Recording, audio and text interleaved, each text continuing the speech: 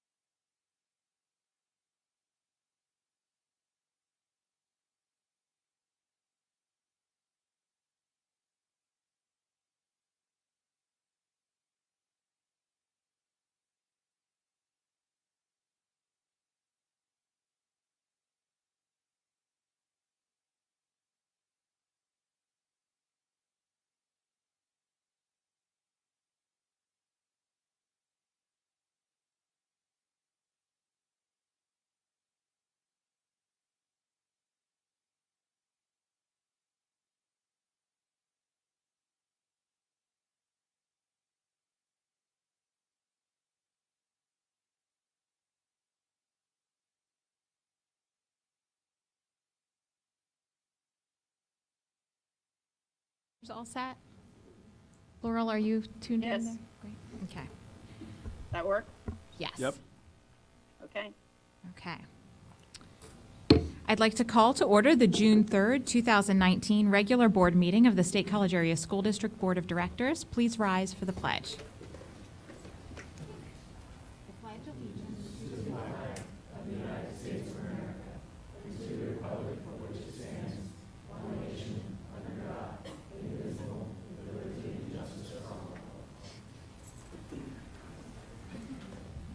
Okay, I'd like to welcome all of you who are here this evening, as well as those of you who are viewing from home.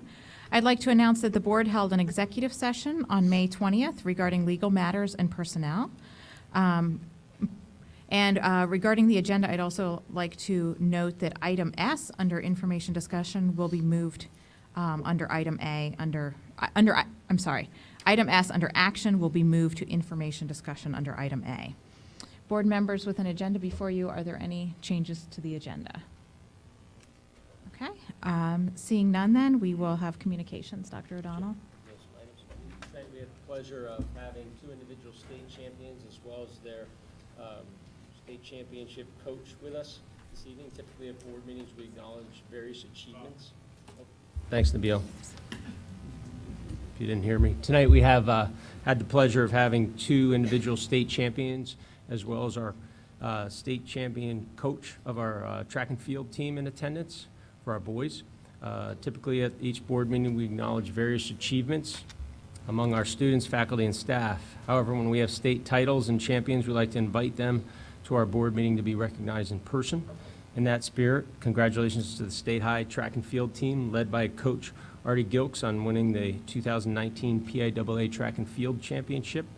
Two jumpers led the way. Lance Hamilton and Luke Knight brought home gold respectively in the triple jump and pole vault.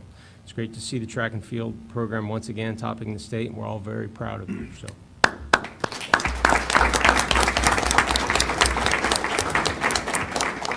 And speaking with Luke and Lance before the meeting, both of them are continuing their academic and athletic careers over at Penn State, so we'll get to see them in the future as well. The State High Thespians Troupe 5029 had a night for the ages recently at Altoona's historic Mishler Theater, winning 8 firsts and 4 runner-ups in the 2019 Isaac Awards, including Best Production for the musical Newsies.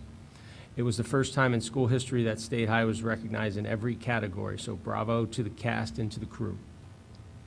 Congratulations to Leah Mueller on being selected as one of 20 middle and high school educators nationwide who will serve as project leaders for the 3rd annual Global Impact Challenge.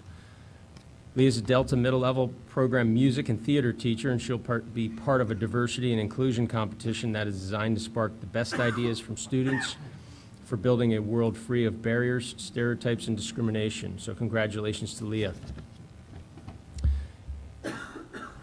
State High students Claire Jin, Tori Sodine, and Jessica Zhang truly are aiming high these days. Their team is among the top 5 finalists in the national NASA-sponsored Genes in Space competition to design DNA experiments that address challenges in space exploration. So out of 789 submissions, the finalists were chosen to vie for the honor of having an experiment tested on the International Space Station. State High's proposal focuses on the cellular mechanisms behind astronaut bone density loss. Finalists are being mentored by Harvard and MIT scientists, and the winner will be announced this summer. This is the second time State High has had a competition finalist after Alyssa Huff in 2015. Here's hoping we soar to the first this time, so congratulations to our team. And finally, this Saturday at the Bryce Jordan Center, beginning at 11 with the musical prelude, we'll have our graduation ceremony, so which the procession begins at 11:30. So we'll see everybody there. That's all I have. Thank you. At this time on the agenda, we have time for a public comment. Board members, do you have any communication items? None? Okay. So if anyone is here to make a public comment, each individual will be limited to comments of up to 3 minutes for items on the agenda or related to board business, if anyone would like to make a public comment. All right, then, seeing none, we'll move on to routine approvals. I'd like a motion to accept the routine approvals as presented on the agenda.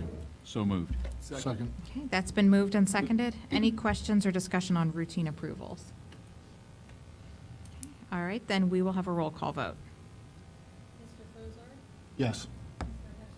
Yes. Yes. Yes.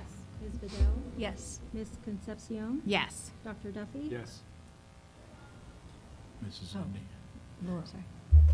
Oh, Laurel Sidney? Yes. Okay, so that item is passed. Action items. Item A is a motion to approve the 2019-2020 final budget as presented in Attachment 5A. So moved. Second? That's been moved and seconded. Any questions or discussion? To be clear, we had a budget hearing on this last week, and we've had a number of information discussion sessions over the course of the year regarding the budget development process. So, any further discussion? Any public comment? Okay, we'll have a roll call vote then. Mr. Hutchinson? Yes. Mr. Leos? Yes. Ms. Zidney? Yes. Dr. Bader? Yes. Ms. Bedell? Yes. Ms. Concepcion? Yes. Dr. Duffy? Yes. Mr. Fozard? Yes. Ms. Okay, that item has passed. Item B is a motion to approve the annual homestead farmstead resolution as shown in Attachment 5B. So moved? Second. Okay, that's been moved and seconded. Any questions or discussion? Okay, we'll have a roll call then. Mr. Leos? Yes. Ms. Zidney? Yes. Dr. Bader? Yes. Ms. Bedell? Yes. Ms. Concepcion? Yes. Dr. Duffy? Yes. Mr. Fozard? Yes. Mr. Hutchinson? Yes. Okay, that item has passed. Item C is a motion to approve the annual real estate tax installment payment resolution shown in Attachment 5C. So moved. Second. Okay, that's been moved and seconded. And we'll have a roll call vote. Ms. Zidney? Yes. Dr. Bader? Yes. Ms. Bedell? Yes. Ms. Concepcion? Yes. Dr. Duffy? Yes. Mr. Fozard? Yes. Mr. Hutchinson? Yes. Mr. Leos? Yes. Okay, that item has passed. Item D is a motion to approve the supplemental property tax rebate program in Attachment 5D. So moved. Second. Okay, that's been moved and seconded. Any questions or discussion? Okay, then we'll have a roll call vote. Dr. Bader? Yes. Ms. Bedell? Yes. Ms. Concepcion? Yes. Dr. Duffy? Yes. Mr. Fozard? Yes. Mr. Hutchinson? Yes. Mr. Leos? Yes. Ms. Zidney? Yes. Okay, that item has passed. Item E is a motion to approve the purchase of a concert grand piano as presented in Attachment 5E.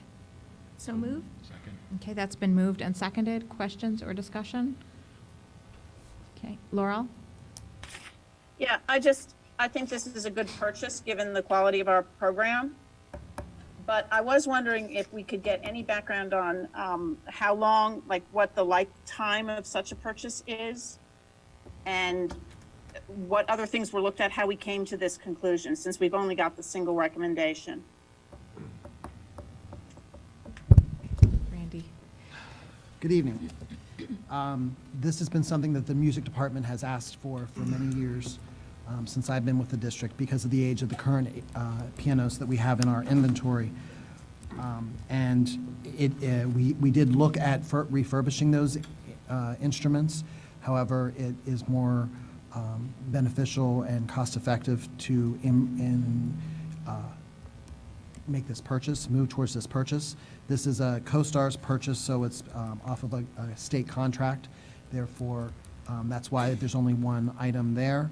The music faculty have been working with Robert Sides for a number of years to look for the right instrument, and this one happens to have been available in their showroom for a couple of years, and the new models are coming out, and they were willing to give us a discount on that, and so that's pretty much why we are moving forward with this one. It's in excess of a $30,000 discount off the list price.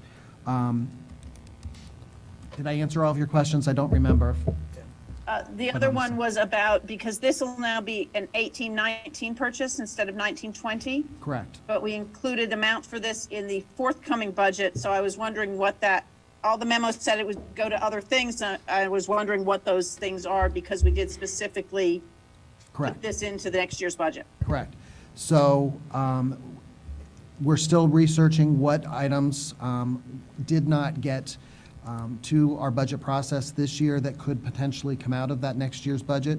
But already I know that you should be aware that we have a deficiency of our fitness center, and it's a several $100,000 deficiency. So monies could be allocated towards speeding that replacement cycle up. In addition, in each of the last 3 weeks, I've gotten communication from our transportation department about significant repairs that are being contemplated for some of our vans that have in excess of 150,000 miles on.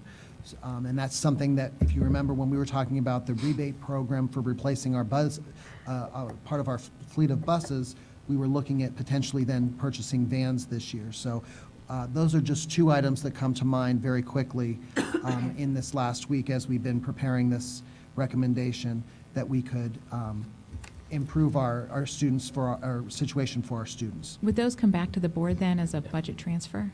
Yes. And we'd be looking at non-recurring, because this is a non-recurring budgeted item. Okay. And the I've co-stars. just been wondering if it would be specifically targeted towards music, or if it sounds like it'll be a general, various non-recurring needs as they come up by priority as opposed to the specific Right. subject area. Yeah, Okay. no, I wasn't expecting it to be towards music solely, correct. Okay, Jim? Thank And you. the co-stars contract, that's so we don't have to, that's through the Commonwealth, that's an agreed on, Price, so we don't have to go Okay. through the bidding requirements, okay. correct. Okay. That's why there's only one bidder. Correct. Right. Any other questions on this purchase? Okay, then any public comment? Then we'll have a roll call vote. Ms. Bedell? Yes. Ms. Concepcion? Yes. Dr. Duffy? Yes. Mr. Fozard? Yes. Mr. Hutchinson? Yes. Mr. Leos? Yes. Ms. Zidney? Yes, Dr. Bader? Yes. Okay, that item has passed. Item F is a motion to approve the MOU agreement with Patton Township for the school resource officer from July 1st, 2019 through June 30th, 2021, as presented in attachment 5F. So moved. Second. Okay, that's been moved and seconded. Any questions or discussion? Okay, then we'll have a roll call vote. Ms. Concepcion? Yes. Dr. Duffy? Yes. Mr. Fozard? Yes. Mr. Hutchinson? Yes. Mr. Leos? Yes. Ms. Zidney? yes, Dr. Bader? Yes. Ms. Bedell? Yes. Okay, that item has passed. Item G is a motion to approve the reimbursement resolution related to Memorial Field financing as presented in attachment 5G. So moved? Second. Okay, that's been moved and seconded. Any questions or discussion on that? Okay, then we'll have a roll call vote. Dr. Duffy? Yes. Mr. Fozard? Yes. Mr. Hutchinson? Yes. Mr. Leos? Yes. Ms. Zidney? yes, Dr. Bader? Yes. Ms. Bedell? Yes. Ms. Concepcion? Yes. Item 8, that item is passed then. Item H is a motion to approve the Hartman Insurance Broker Agreement shown in attachment 5H. So moved. Second. Okay, that's been moved and seconded. Any questions or discussion? Okay, we'll have a roll call vote then. Mr. Fozard? Yes. Mr. Hutchinson? Yes. Mr. Leos? Yes. Ms. Zidney? yes, Dr. Bader? Yes. Ms. Bedell? Yes. Ms. Concepcion? Yes. Dr. Duffy? Yes. Okay, that item has passed. Item I is a motion to approve Woodturners contract agreement for the community education program. This is shown in attachment 5S. So Or moved? 5? Okay. Second. Okay. That's been moved and seconded. Is that actually in attachment 5S? It's, 5I. that's what I was thinking. It's just misprinted here. That's okay. Okay, so as is shown in attachment 5I then. Okay, any questions or discussion on this? That's when I mentioned a little research into the group there. They're some older people, older gentlemen, as many of them anyway. And this is a hobby of theirs. They certainly seem to enjoy the crafts and developing and producing this art. But the fact they take the time, meet with the middle school students in the summertime, and make it available at basically a nominal fee for us, I think is just very, just worth noting. I think it's really worth acknowledging their contribution to our kids and to the school district. Great, yeah, pretty cool. Okay, any public comment on this item? Okay, we'll have a roll call vote then. Mr. Hutchinson? Yes. Mr. Leos? Yes. Ms. Zidney? yes, Dr. Bader, Yes. Ms. Bedell, Yes. Ms. Concepcion. Yes. Dr. Duffy. Yes. Mr. Fozard. Yes. Okay, that item has passed. Item J is a motion to approve the Power School customization agreement as presented in attachment 5J. So moved. Second. Okay, that's been moved and seconded. Any questions or discussion? Okay, we'll have a roll call vote. Mr. Leos. Yes. Ms. Zidney. Yes, Dr. Bader, Yes. Ms. Bedell, Yes. Ms. Concepcion. Yes. Dr. Duffy. Yes. Mr. Fozard. Yes. Mr. Hutchinson. Yes. Okay, that item has passed. Item K is a motion to approve the elementary projects change orders as presented in attachment 5K. So moved. Second. Okay, that's been moved and seconded. Any questions on this? Okay, then we'll have a roll call vote. Ms. Zidney, yes, Dr. Bader, Yes. Ms. Bedell, Yes. Ms. Concepcion. Yes. Dr. Duffy. Yes. Mr. Fozard. Yes. Mr. Hutchinson. Yes. Mr. Leos. Yes. Okay, that item has passed. Item L is permission to bid renovations in the north building, the former CTC wing, for the Delta Fitness Center. This is shown in attachment 5L. So moved. Second. Okay, that's been moved and seconded. Any questions or discussion? I was going to ask Ed to make a comment David. on one aspect of that. Sure, Go ahead. sure. Well, just starting from the little bit of background, of course, we've been talking about this project as a partial renovation to the old CTC wing at the high school. Something that's been part of our projects for a number of years, but I don't believe we've talked much about at this table, is what's referred to as the 20% rule as related to the Americans with Disabilities Act. And that rule, the condensed version of that rule is if you are doing a partial renovation project in a building that is not completely ADA compliant, at least 20% of the project that you're working on has to go towards ADA compliance. So this is kind of a little bit of an unusual project in that the space we are renovating is ADA compliant, but the remainder of the building is not.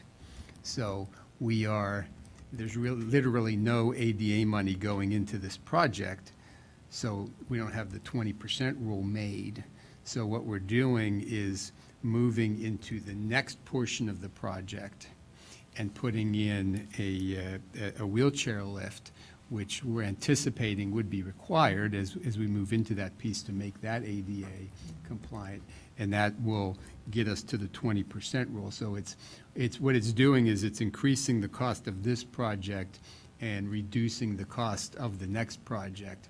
But because of the way it's staged, I wanted to point that out as we talk about the dollars involved, so you understand specifically why some of this project seems a little more expensive than maybe it should be or was anticipated, and that's because of that rule.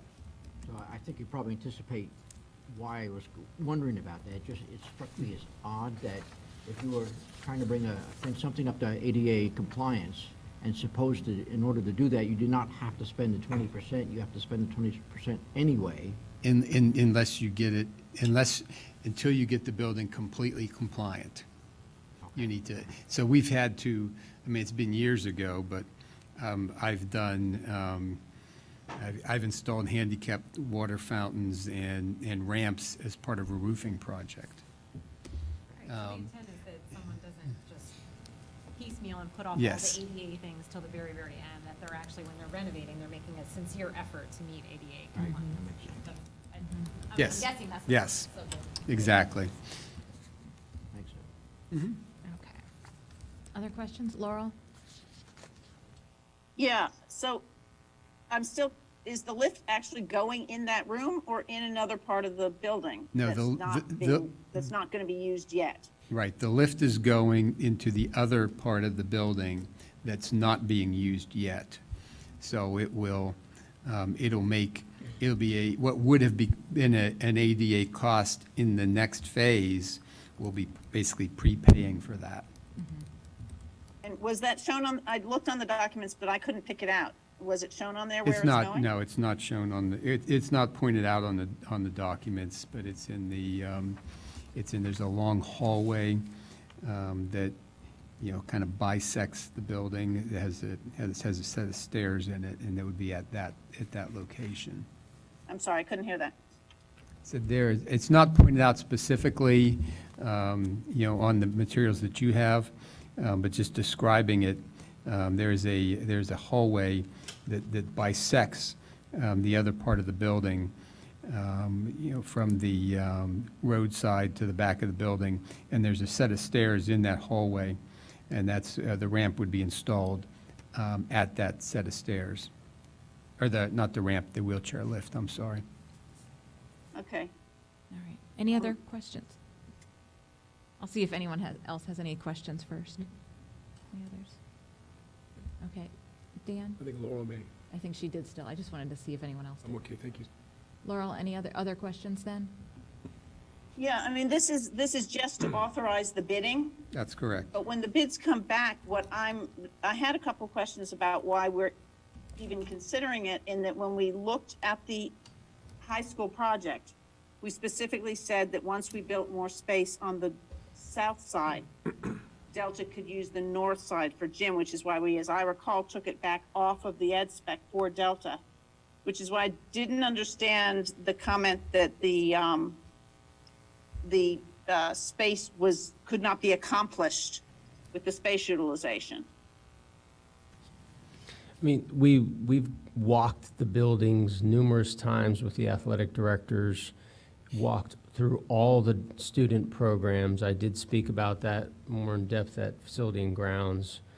And it really came down to, if we were going to have the Delta kids cross the street to go integrate with the high school community, we'd have to schedule that in, and we opted to do this proposal because we believed it made more sense for Delta to be more inclusive with how they schedule their phys ed within the Delta facility. We didn't choose to shut down any of the current North athletics or phys ed spaces by putting the equipment in there. What I mean by that is either of the two gymnasiums or the wrestling room. The old small weight room that used to be in the north building is now a room that's a hub for a lot of our technology equipment and servers and whatnot on that side of the street, correct? So that space was not available early on in the project. The bottom line is we didn't want to displace all the extracurricular programs, because as soon as you put the fitness center equipment in a space, it's not like you can move it in and out on a daily basis. So we looked for a more permanent solution on that side of the street and believed that this was a reasonable solution. It's the most proximate space to the program that's available, and it is being developed with a shell mentality, as Ed shared, so the use of it could change in the future. Okay. Any other questions? If we were to convert one of the spaces that we'd originally thought would be Delta space, would that be as high of a expenditure that we would need to bid that and fall under the whole 20% and all of that partial renovation? Or would that just be an installation? I'm not sure I followed the question, sorry. So from what I understand, the reason we need to do the renovation is because it's totally unrenovated space. It's not air conditioned, things like that. Whereas we did put air conditioning in the gyms as part of the regular project. So if we were to put the fitness center in one of those rooms or part of that room, I don't know how that would work, would that still count as a renovation that would tie us into having to do the ADA and No, do that's- bidding, or would that be a less expensive? No, that's already updated and accessible. Right. So correct. no, the only thing it would do is it would shut down other programs' access to whatever space we would pick. So no is the answer to that. Correct. Okay. And I guess the only other thing is that by the time it comes back from bid, I hope we will have heard from the Delta program, because this is a pretty substantial amount.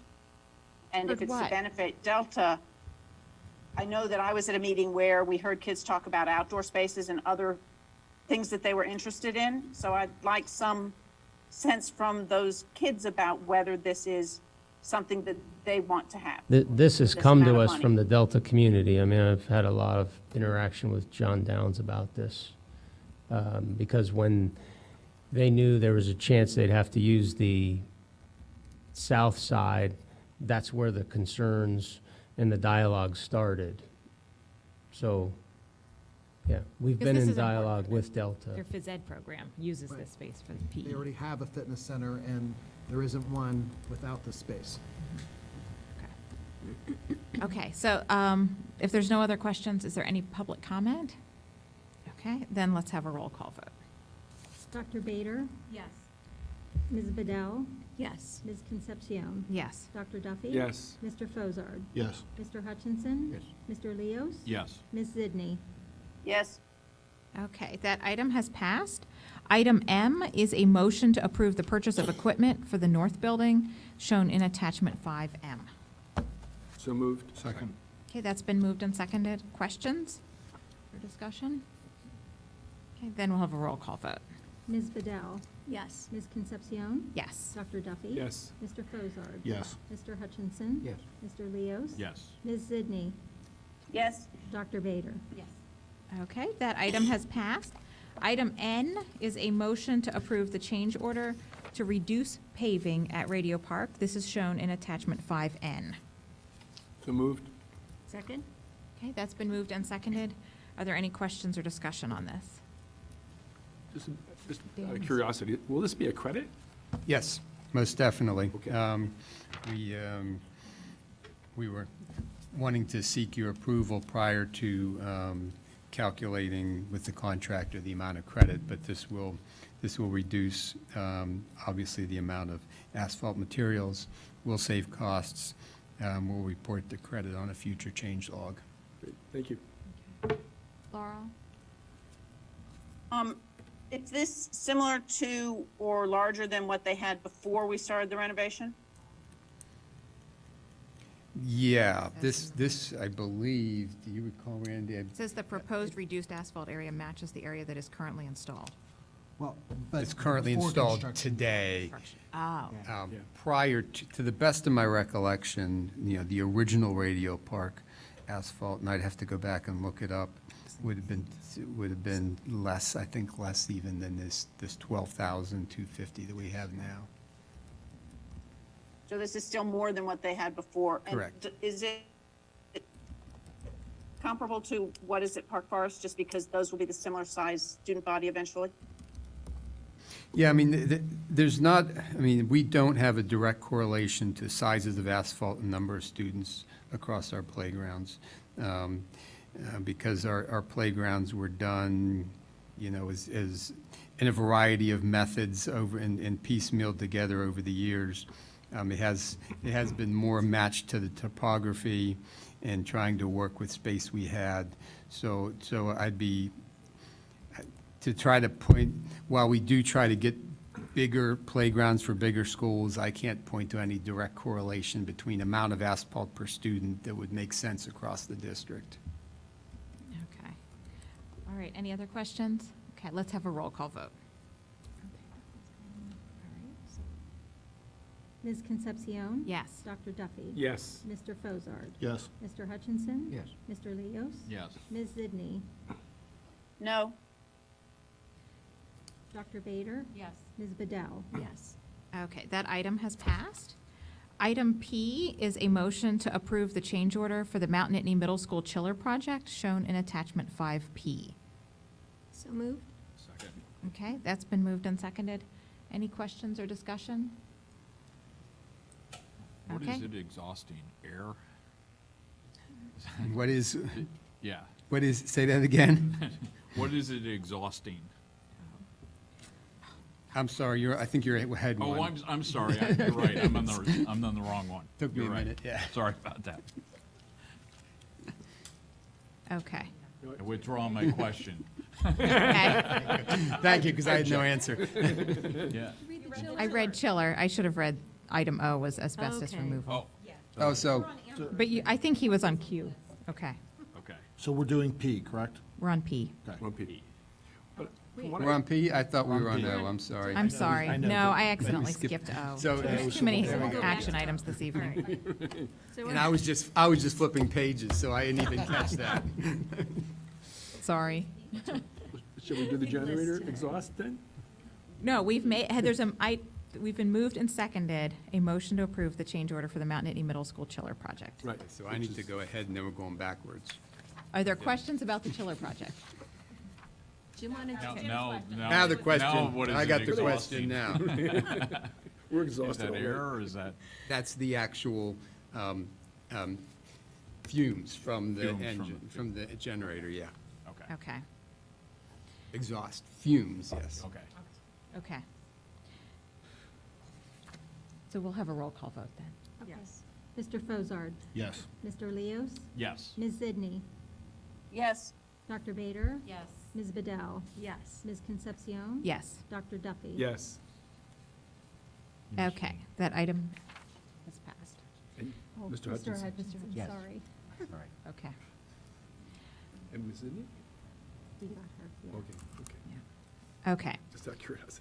Item O is a motion to approve the change order for asbestos removal at the Nittany Avenue building in attachment 5O. So moved. Second.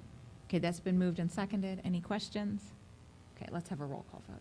Dr. Duffy. Yes. Mr. Fozard. Yes. Mr. Hutchinson. Yes. Mr. Leos. Yes. Ms. Zidney. yes, Dr. Bader. Yes. Ms. Bedell. Yes. Ms. Concepcion. Yes.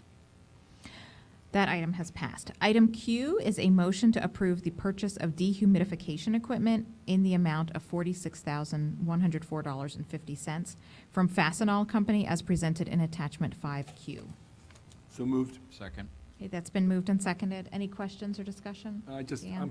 I'm glad to see this. When we first talked about the need for the dehumidification system to be added to the Mount Nittany Middle School HVAC, we were talking at the time about the impact of all the moisture last year and the problems we had with mold and so on. And in the discussion of that, one of the things that came out of it was a suggestion that, a recommendation that I remember hearing, that we were going to move towards getting some supplemental work so we don't have to rent the stuff from Service Master, let's say. Could this also be used in a preventive way? So you could be running it so that you get the humidity levels down in a school that's prone to this well ahead, so you don't wind up with problems? Sure. One of the other purchases that you probably won't see on a dedicated action item because it's under the thresholds. We're looking at purchasing handheld relative humidity measuring devices that our staff can use to, check the building through the summer, and we can deploy these ahead of problems or as we start to see areas spike. So, they're relatively, with today's technology, they're very affordable, but give us the ability to be more proactive. Yeah, that's great. That's great. Thank you. Okay. All right, any other questions? Okay, then let's have a roll call vote. Mr. Hutchinson. Yes. Mr. Leos. Yes. Ms. Zidney. yes, Dr. Bader. Yes. Ms. Bedell. Yes. Ms. Concepcion. Yes. Dr. Duffy. Yes. Mr. Fozard. Yes. Okay, that item has passed.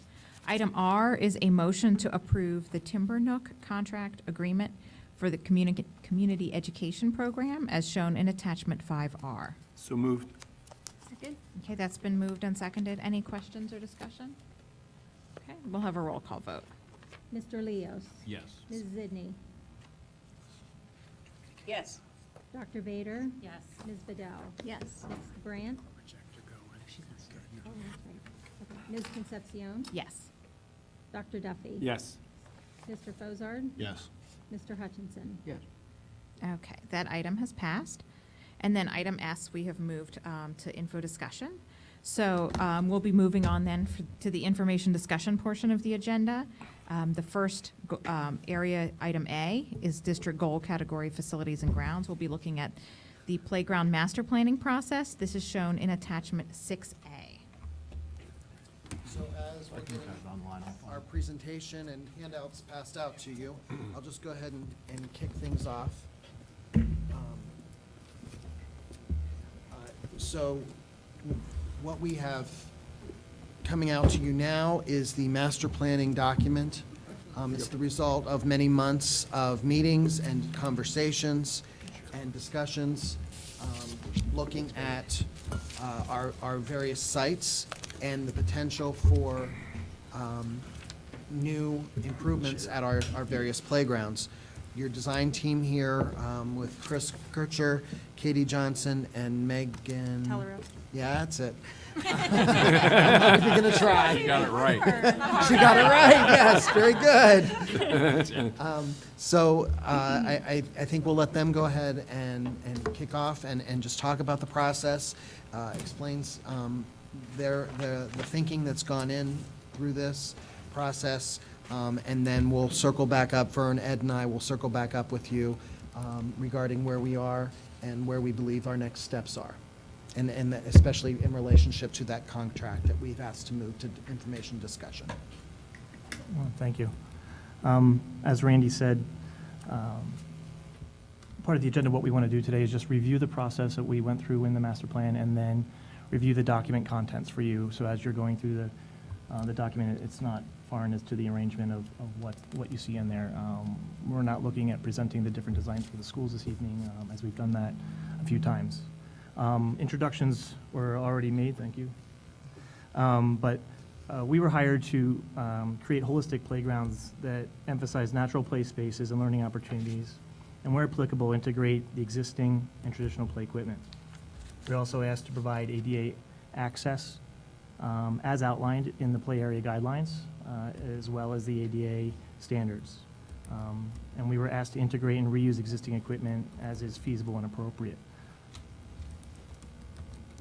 Part of our process was a large community engagement process. We conducted a series of different style meetings and types of meetings, but it also began with understanding all of the sites.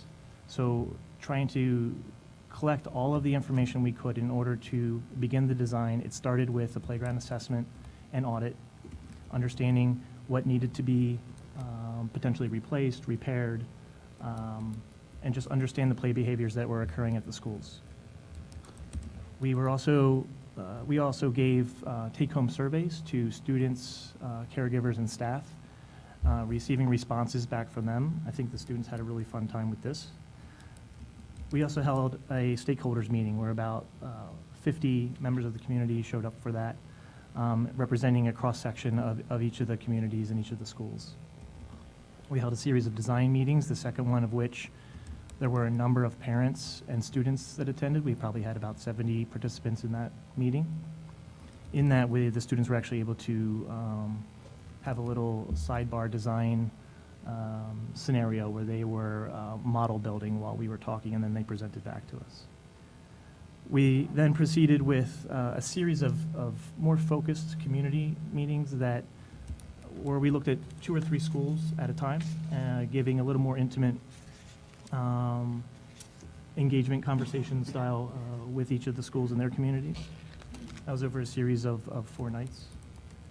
And then on top of that, for those community members who couldn't attend, the school district put together an online forum in which the community members, again, who couldn't attend, were able to either ask a question or make a comment, and we were able to review those as well.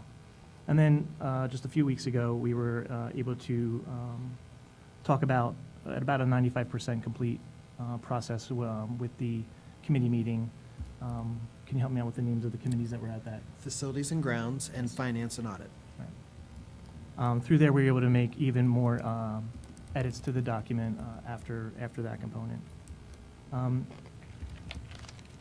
Just wanted to go through and talk about the general design concept that we used, and then show you the types of drawings that we used to communicate those designs. So the big overall design concept was to use the Ridge and Valley concept of the Appalachians in order to sort of define a starting point for how we would approach each of the schools. And then from there, each of the schools had a unique site and unique features that we would work off of and expand on that concept.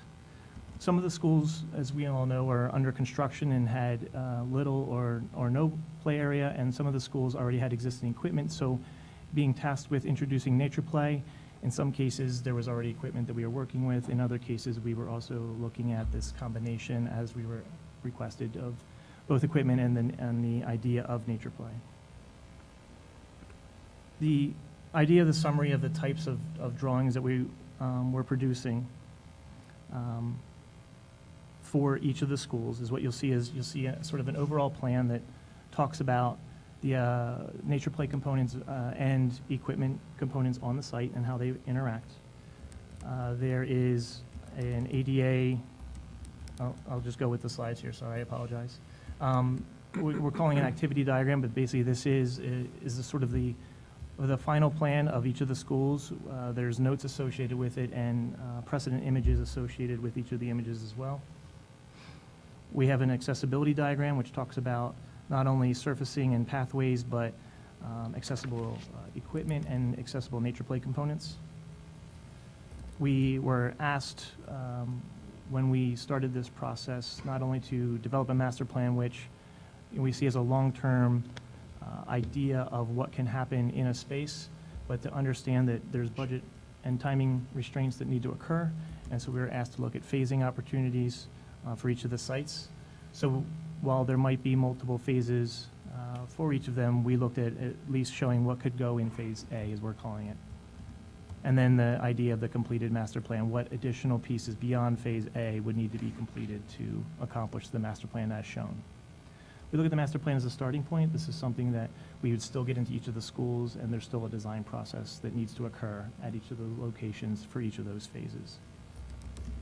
Part of the documentation also shows conceptual renderings as well as additional model images that we were using in our design process that aren't as, you can see these aren't as refined as the previous image that was developed.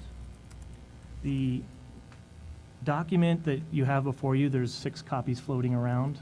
It's a little over 300 pages, so if you need to weigh something down, you have it.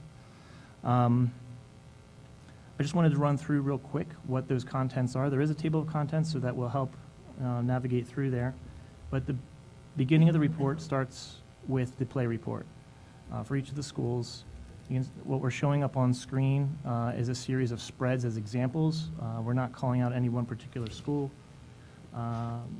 but just wanted to show you examples of what those pages may look like. This is something we've reviewed with you at previous meetings. The next set of pages talk about the community engagement process.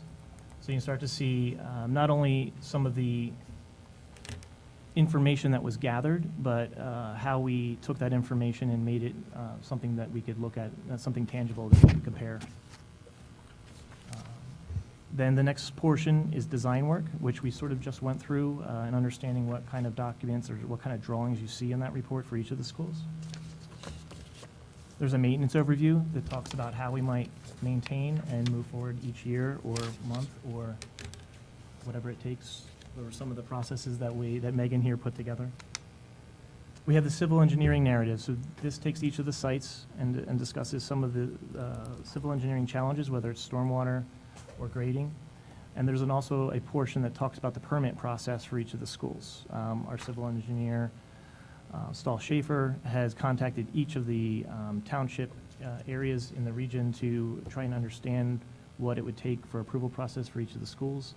And we were able to receive comment back from all but one district, one township. And we'll continue to bug them until we get that. Then we have the playground safety audits that were conducted at the beginning of the process with Studio Ludo.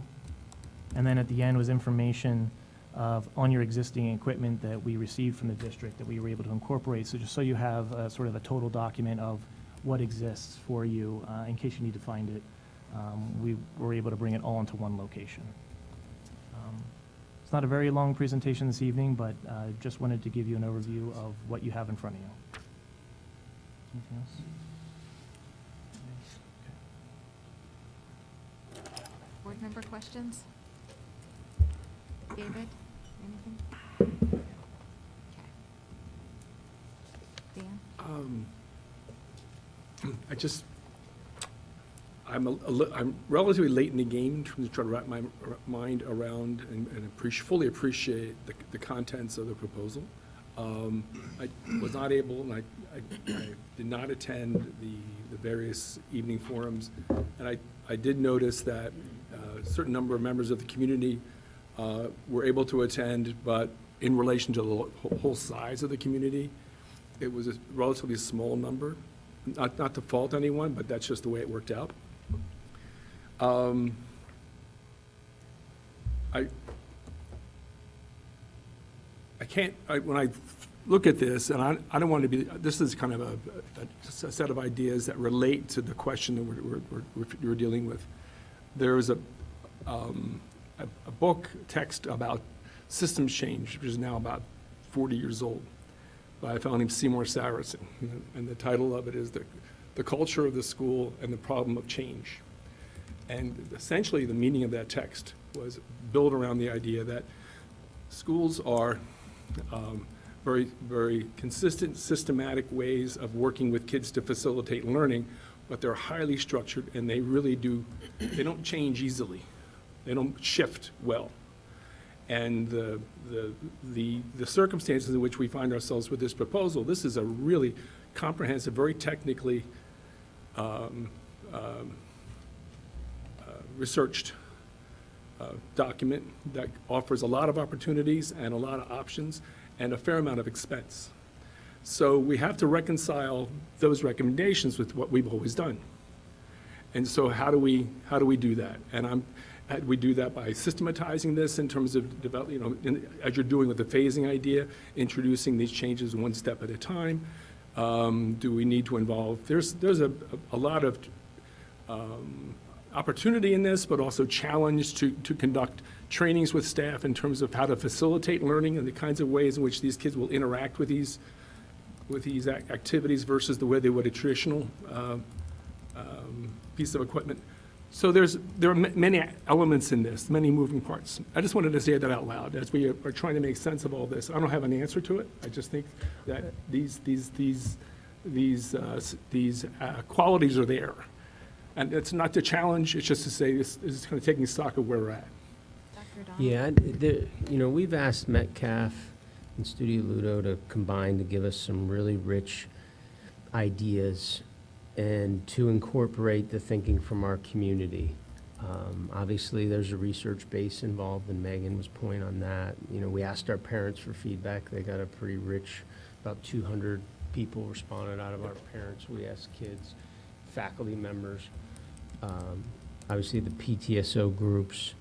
And to get from here to individual proposals, because we're not bringing each of these as a standalone proposal. What we've asked for with Facility and Grounds this Thursday is to come in with the three first playgrounds. Right. So looking at the phasing plan from Metcalf and looking at the feedback from the principals in each school community, because the principals have been in the throes of this through it all. Right. All the different groups. And using their experience with everything that we've received, you've received, to come up with a prioritized first step or proposal to the board that we could then take to full-blown design and realize 3 updated playgrounds on sites that are in need, the most in need. So that's how we're taking what we believe to be a very rich resource of ideas that has come through this process, and to prioritize what would be the next step, and utilizing obviously the voice of the principals as well as the output from Metcalf combined with all of the feedback. Because if we spin our wheels at this point, Right. we're not going to have any But we need playgrounds something- at we got- 2 of the schools, Yeah. other than the asphalt. Right. It's a So, mu- and I it's a think must-do. that's a good first step. We're going to then request to be on the Finance Committee agenda the following week, next week, so that, and our finance team is looking at an overall plan for all of the schools involved, so that the board, before you even approve the first 3, you have a sense of how this impacts the whole district. So it is change, absolutely. And, Right. when we had the asphalt discussion, We're also talking about the accessibility piece, so there'll be other surface, not asphalt, the compressed wood piece. So we talked about the durability of that. So although it's change, I think from a play standpoint, to get back to the simplicity of the first questions about play, I mean, it's going to be a significant improvement over where we've ever been with accessibility as well as the playgrounds. So. And there is a substantial amount of research literature that underlies this. I don't mean to suggest or deny that this certainly has a foundation of study. It also makes sense socially and culturally in terms of where we are as a society compared to where we were in terms of children's play and the perceived need for oversight of children's play 30 years ago or 40 or 50 years ago as compared to now. And, you know, the standard, and maybe I'll refer to David, hope he doesn't mind. In our together growing up, we might have heard the same thing: get out and play, and come back and get back at 5. But you were free to do whatever in the neighborhood you wanted to, as long as it was within a certain boundary.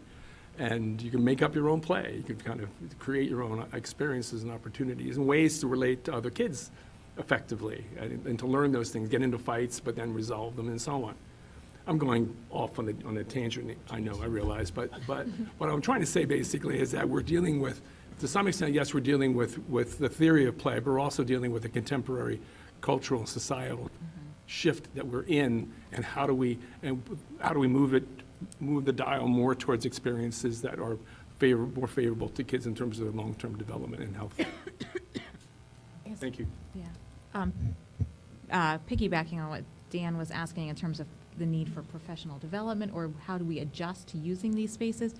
I guess the question would be for Megan in terms of when you've seen kids go into these spaces, do the kids tend to know what to do with the space, or they might do something different each day? But I don't know that it's necessarily a situation where there's a lot of training needed in terms of how to use these kind of spaces, right? No, the kids don't need training. Right. Kids will play anywhere. It's the staff that needs training Right. to understand, because part of the document that we did was not only did we look at your existing equipment and the longevity and the safety of your existing equipment, we also documented what kids were already doing and how staff was responding to what kids were naturally doing, even without nature play being an inherent part of your spaces. Yeah. Digging was happening at every school, stick play. They were finding random stumps and making stews. And then some educators and staff said that was okay, and some didn't. So just we gave suggestions for policies that are consistent, that if you're going to embark on nature play as a part of your school, it's not just the space, it's also the policies and the general feeling of the space. You know, how kids engage with it is as much their play as it is the staff. And so having some clear and consistent expectations across all of our elementary schools in terms of what we expect kids to be allowed to do or not allowed to do in those spaces would be an important part of phasing these in then. Yeah. I think the one other thing I would like to say in terms of what Dan was saying about changing eras is, one of the things that people who look at children's development in the 2000s and going into the 2000 teens, they're spending so much more time interacting with technology and screens, and that the amount of time kids are on screens or interacting with technology, there's a greater need to balance that with outdoor time. And hopefully this will be a good way to make sure that while kids are at school, that they're getting a good dose of outdoor time in an environment that works well for them developmentally. So, Amy? I don't have a ton of questions, but I did want to make a few points about this whole process and in gratitude for all the work that you've done. A lot of this started from an impetus actually from the board in some of our early discussions about equity, and realizing that because a lot of our elementary schools had kind of operated in isolation in various different ways, but particularly when it came to playgrounds, that we had some real inequities from building to building.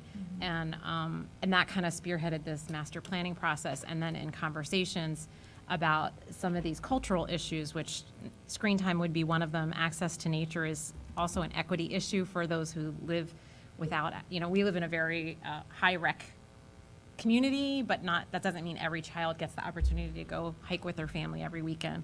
The rising levels of various special needs kids, social emotional problems that kids have.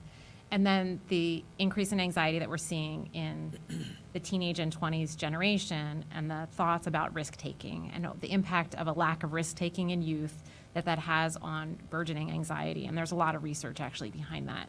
And so that informed, I know, a lot of some of the suggestions that you made, but also our request to kind of go down this path of looking into these elements of nature play, because all these factors really play a role. Having children have quiet spaces to go to, having children be able to recharge in nature, or having them have opportunities to take risk, having them to have the opportunities, like Dan mentioned, of these kind of conflict resolution play. All these elements are really important, and we wanted to be thoughtful about having them in our playgrounds, because all those aspects and that knowledge base hadn't informed our planning in these spaces before. And so I really appreciate how much the reading I had on all those things that you brought to all that you offered in these plans. And so I do think it is a big shift for our community to wrap their heads around and understand that these are very purposeful decisions about why each individual portion of these playgrounds are designed the way they are. And then lastly, the ADA accessibility is so important to really include all of our community in these spaces. So I just really have appreciation for all the hard work you did, and 300 pages of incredible stuff on a very short timeline that we asked you to do, because we know we were on a time crunch. So I think it gives us a huge wealth of opportunity of things, and we just need to sort out how we get done the best, as quickly as we can. Okay. Jim? No, thanks. This is a beautiful document, and it's very nicely done. We've been getting a lot of feedback about the trade-off between more traditional equipment and nature play, and which way that lines up, which part of the spectrum that lines up. As people see it, I think, is in opposition rather than complementary type play. And I think some of the things that you said, I hope that some of the things that you said tonight about that, and some of the images that you showed, put people at ease, that these are sort of complementary rather than one way or the other too far. So I thank you for that. Can I speak to that, Jen? Yeah, please. Yeah. So there's a reason why when you ask a kid to draw a playground, there's swings and a slide. They go together. They're very different experiences, and kids need all of them. If you only have the physical experiences, like the being upside down or the sliding or the swinging, you miss out on those moments of having quiet play, just one-on-one, having imagination play. So what we tried to say is that we're interested in play that supports whole body health. So it's not just about physical stimulation, which kids definitely need, but it's also about that social emotional that you were mentioning, and giving kids the ability to have calm down spaces as they need them. And it's that balance of both. So none of the schools, I think, would we advocate for only nature play. We always are looking at the balance of what's the existing equipment that you have, what are the physical experiences that they're getting with that existing equipment, what is the equipment that will eventually reach its useful life, and then what is the equipment that we can bring in as an add to what's already there, as well as the nature experiences. So every school, we're hoping for a balance of experiences to support children of all abilities and differences. So. Yeah, and I appreciate that. I think that will put people at ease, what you said tonight. And then I also really like the solution to the accessibility surface. I think that's pretty brilliant. I think, would it be helpful to just review very quickly what the surface is? Because I think we've had a number of questions about just that for our surface. community. Yeah, I know we since heard this it in is now committee, but on video, and that way people can understand. what's being Engineered wood recommended. fiber looks like mulch. To the untrained eye, it's going to look exactly like what's there now. The difference is that it's ground more finely and more consistently, and the way that it's installed, so it has a drainage layer underneath it, so water cannot sit in the surface and freeze, which is also great from attenuation, because right now, when it freezes, that it makes it not a good surface to land on. What's attenuation? Oh, sorry. Attenuation is when a body is in motion and basically hits the surface. So you are required in all play spaces to have certain zones of attenuating material, which can be wood chips, which can be rubber mulch. There's a variety of things. But it also is required to be accessible for a wheelchair. So when you ground this wood mulch more finely, and then you install it in lifts that are wetted and compacted, it ultimately, has like a little bit of a fluffy top layer, but a wheelchair can easily pass over the surface. And so over time, it will need to be replenished, and that's part of the maintenance document that we included for you. But visually and like it'll feel like wood chips, it's just installed slightly differently. And it has sort of an epoxy layer? No, it doesn't have an epoxy layer. Actually, if it had an epoxy layer, it would not attenuate. Because it's that give, and it's actually the only material that gains attenuation over time because it gradually starts to decompose at the bottom. And then when you add more material, it just actually builds up its attenuation as opposed to other materials that lose it over time. And the engineered wood fiber was a cost-effective way to provide this, as opposed to the colorful rubber surfaces you Just see, very which cost 4 expensive. to 5 times as much and last, a half to a third as long. That's really, really important to know. So, and I can just ask the question in relation to what you're talking about. At the present time, given the analysis of our various playgrounds, is it fair to say that they lacked the surface that would provide support for kids with mobility issues, particularly those involved needing wheelchairs? So we don't have the capacity at the present time for the kids to be able to use those spaces well because of their mobility issues. And the surface is necessary for them to be able to have access. Absolutely, Yeah, and can you also speak to the legal, like, for the community to understand, because I know you mentioned the DOJ stuff in committee. Maybe could you briefly explain that? So the Department of Justice requires that you provide equal access play opportunities for children with mobility issues. So when you start to do playground renovations, you are asked to comply with those requirements. And you don't, because of cost issues for school districts such as yourself, they don't say that tomorrow you have to turn everything over. So having a phased plan is sufficient. So showing where those accessible paths of travel are, making sure that there are opportunities for transfer so a child in a wheelchair can get out and have an equal opportunity play experience, that you have swings that are also accessible. And then even we've relocated some of the wheelchair swings that you already have closer to other swings so that it feels that you're an equal part of the play, that you're not isolated. Jim, any other questions? Or? No, thank you very much. Okay. Lori? Yeah, so if I could just reiterate a couple of points, and that is that the cost of this is absolutely more than what we have spent in playgrounds in the past, specifically for the reason that we want these playgrounds to, well, they have to be legally equitable, accessible to all of our kids. And so that's what did we say, like 50% of the cost is just in surface, right? It varies from school to school. It can range from 30 to 50. Yeah, so it's a significant portion of that. So I want to stress that that's just a fundamental piece of this that has to be attended to. And, to Dan's point about the way play has changed over time, Amber made the point, Amy made the point, kids don't have the kinds of opportunities that we had just to run out and go play. Play is so structured today. We have play dates, we have playgrounds with swings and slides and a certain kind of monkey bars. And those sorts of opportunities, those sorts of play equipment don't give kids opportunities for the kind of things, for the kind of play that extends their own physical, social, emotional, intellectual abilities and lets them flex it according to their own readiness. And so the research is quite clear on this, and I feel very strongly that what you have put together for us is a great marriage of traditional play, sports play. We'll have basketball hoops, we'll have fields for kickball, we'll have swings, we'll have slides, we'll have twisters, we'll have climbers, and we will have opportunities for kids to be in nature and play imaginatively in their own way. And so I'm just grateful that you've listened to the community, you've listened to our ask for this sort of design, and what we have in this booklet is a tremendous resource for how to do this. So thank you. Okay. Scott? Just a couple quick questions, I think quick. So I appreciate the changes that were made from the original draft master plan to what we have now.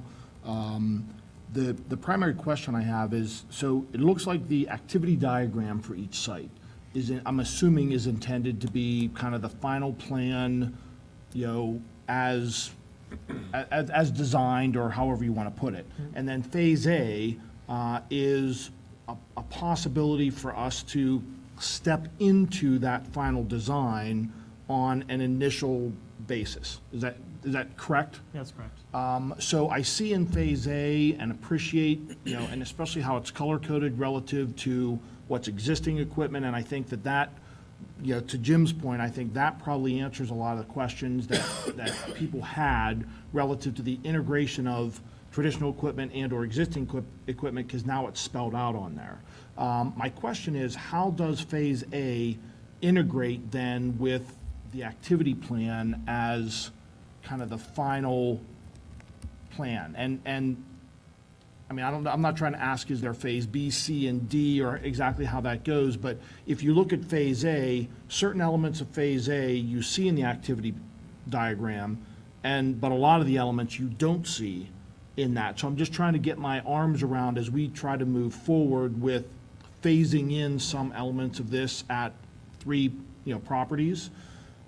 Is your question to ensure that Phase A has enough variety of types of Well, actually, my question relates more to is, if we go through with Phase A in some manner, does that mean that Phase A gets replaced with something else in the future, or just integrated with something else in the future? Because that's what I don't see. I don't see the linkage between Phase A and the activity diagram, if that's the final. Does that make sense? I think so. Phase A is a portion of that final. So it's taking pieces that you see in that final and giving it a first step. And what is in Phase A is a combination, the decision to show what is in Phase A was a combination of budget,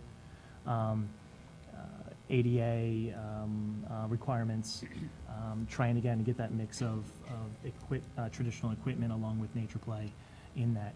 If you look at, there's the Phase A page, and then there's the final, I believe it's what's it called, the completed master plan. It shows the remaining components to be inserted to complete the master plan that you see in the activity plan. So if I look at that, so I'm looking at Radio Park. So I see, the Radio Park group, I see the activity plan, the activity diagram, and then the Phase A, and then a concept rendering, and then it goes into the next. I'm looking online. Page is it? Zoom, you look at your spread, zoom Oh, out. am I missing part of it? Yeah. Okay, all right, that's fine, that's fine. No, it happened earlier today in another conversation. Okay. So Us accountants are alike. Yep. Actually, my eyes are bad enough, I can only see so much. Okay, that's Scott, fine. what page are you on? I was just looking at the Radio Park, I was looking at the electronic phase version, not the plan. paper. I think sometimes if your computer's lagging a little bit, it looks like something. Well, no, gets cut he off. just said you have to zoom out. It's Yeah, it's a two-page, the it's a PDF is set side-by-side up in document. spreads, Yep. so you're looking at 2 pages at a time. Yep. And then, in the facilities meeting, and I'm not saying this is for you guys now, but I want to make sure we don't lose sight, because it's been mentioned a couple times. We all recognize that a presumed significant portion of the cost is going to go into site development relative to accessibility, requirements, ADA, equal opportunity, whatever it might be. And I just think it's going to be very important as we discuss this amongst ourselves and with the community, that we have hard numbers of the total project at a site. This amount relates to the required ADA portions, and this amount relates to a playground upgrade or change or systematize, however we want to put it, because I think that's just a very, very important part. People are going to cue in on the cost, and if we can't segregate those costs to be able to say, no, we got to do this no matter what, then we're going to be behind the 8 ball the whole way through it. For Thursday's Facilities and Grounds meeting, even though that's a function of cost, there will be a breakdown of estimates that they have provided through their consultant Think Green. Got it. And I have that, but I got the revisions too late last week to be able to prepare them for tonight, but that's what committee meetings are for. So those are for the Yep, that's 3 fine. elementary, is that just for the 3 elementary? Now it's for everyone, Oh, okay. Oh, great, by phase. great. Good. All right. Laurel?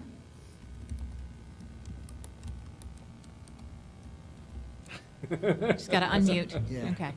It's just a back You guys like this mute thing, don't you, where I can't talk? Need the remote. Yeah, I confess I didn't really get to look at the document just because of the difficulty I had downloading it, and I understand it's being broken down into sections, and so I promised by Thursday's meeting I should have been able to actually look at it. But the one thing, a couple things came up as I heard people talking, and in particular about what we envisioned when we went down this process. And in looking back at the original contract, it says very clearly that we would be presented with multiple options. And my concern is that by the time we got an option, it seemed so far down the road that it was hard to put together, and how that could be multiple different options. I hope that the new document does a better job of that, and so people, not just me, but everybody will be able to see those changes and the multiple iterations that went to it. The other thing is just to reinforce what some other people said about the need to be very, very clear about, even if we had something that in the end looked moderately similar to what we had now in terms of play equipment, we would still be spending this much just to build the same type of playground, but with contemporary ADA standards. Because my sense of my fellow board members as well as community members I've talked with is that we all agree on the importance of the ADA accessibility, and not necessarily even just to the letter of the law, but to incorporate the kids, truly incorporate them, not just say, okay, we've done the bare minimum. So I hope that we'll be able to show the community that, and then go from there to say, in addition to this, we'd like to be able to do this for our kids, and this is why. Just for clarity on the multiple options portion, I mean, that was in reference to the process of design throughout the last 6 months. And that is something where we were showing multiple multiple iterations. It was a very iterative process, the back and forth of design, revision, design. So that's what that was referring to and how we approached it. You're not going to find option, design option 1, 2, and 3 for each school in the document. It was part. The process over time. I'm looking right at, I'm just having a little trouble hearing. But what I heard you say is that the iterations were all along the way. Correct. Okay, so in retrospect, probably as a board, we might have said, can we, not just the people on the task force, but have that more available? Because I think that's part of where the confusion came. For me as a board member, and also for community members, I heard that they didn't get those in-betweens, and that's why it felt so abrupt.